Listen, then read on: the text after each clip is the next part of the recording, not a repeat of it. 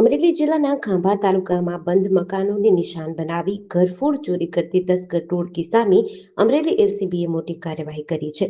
પચપચિયા અને બારિકા ગામે થયેલી બે ઘરફોડ ચોરીના વણ ઉકાયેલા ગુનાઓનો ભેદ ઉકેલી પોલીસે બે આરોપીઓને ઝડપી લીધા છે. પોલીસ તપાસમાં આરોપીઓ પાસેથી સોના ચાંદીના દાગીના, રોકડ રકમ, મોબાઈલ ફોન અને ચોરીમાં ઉપયોગમાં લેવાયેલા બાઇક સહિતનો મુદ્દામાલ કબજે કરાયો છે. ટેકનિકલ સોર્સ અને બાતમીના આધારે એલસીબીની ટીમે ઓપરેશનને સફળ બનાવ્યું હતું.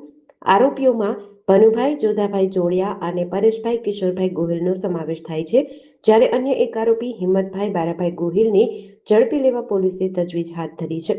સમગ્ર કાર્યવાહી Amreli LCB police inspector CP વાઘેલાના માર્ગદર્શન હેઠળ police sub inspector MD Gohil, police sub inspector JD Vaghela અને ASI Yuvrajsinh Rathod, Ghanshyambhai Makwana, head constable Jahidbhai Makrani, Dashrathsinh Sarvaiya, Tusharbhai Panchani, Harishbhai Kuvardas સહિતની ટીમ દ્વારા કરવામાં આવી છે.